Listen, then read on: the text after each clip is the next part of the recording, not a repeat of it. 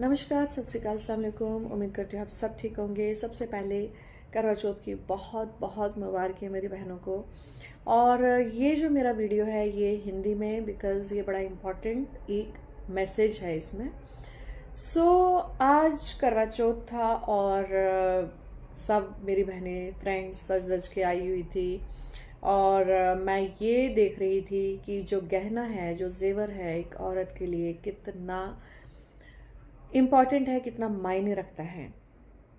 लेकिन इसके साथ ही जो सोने का रेट जा रहा है, हम सब देख रहे हैं कि 1,25,000 रुपये प्लस आज जो सोने का रेट जा रहा है 1 तोले के लिए, आई मीन 10 ग्राम के लिए।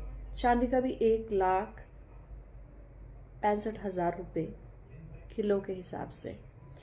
तो मैं ये सोचने लगी कि जो लोग तो अफोर्ड कर सकते हैं उनके लिए ठीक है, बट मैक्सिमम लोग वो हैं जो अफोर्ड नहीं कर सकते। क्या उनकी बेटियों की शादियों में दिक्कतें आने वाली हैं? क्या उनकी बेटियों के घर रिश्ते नहीं आएंगे? क्या जेवर वाकई इतना ज़रूरी है? आप सोने का रेट देखिए। तो मेरे माइंड में एक ख्याल ये आया कि हम लोग क्यों नहीं बाइकआउट करते गोल्ड को। हम लोग गोल्ड के लिए अपने मकान बेच देते हैं, ज़मीनें बेच देते हैं जब बच्चियों की शादियों की बात आती है। ये तो पहले जब सोने का रेट इतना कम था ये हाल हो रहा था।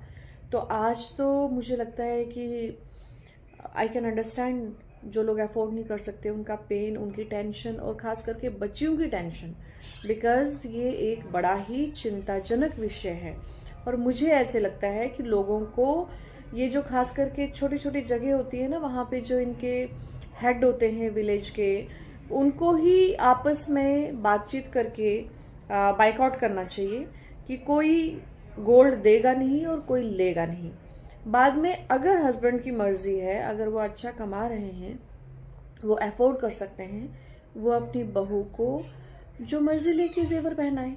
लेकिन माँ बाप पे ये कोई प्रेशर नहीं होना चाहिए कि भाई गोल्ड ज़रूरी है। और मुझे ऐसे लगता है कि माँ बाप को भी ये जो दिखावा होता है ना कि सोसाइटी क्या कहेगी, समाज क्या कहेगा, मैं उनको यही बोलूँगी कि भैया समाज कुछ नहीं करने वाला। आके आपको इतना महंगा अपना जो बच्चियों के लिए जेवर खरीदने के लिए अगर आपको अपनी ज़मीन गिरवी रखनी पड़ रही है, अपना मकान बेचना पड़ रहा है, तो प्लीज़ आप ये मत करें।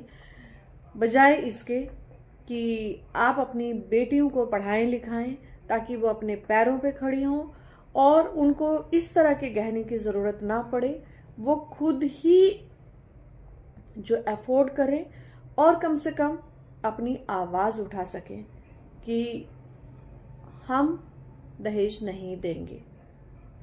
मैं तो हैरान हो रही हूँ ये सोने का रेट देख के।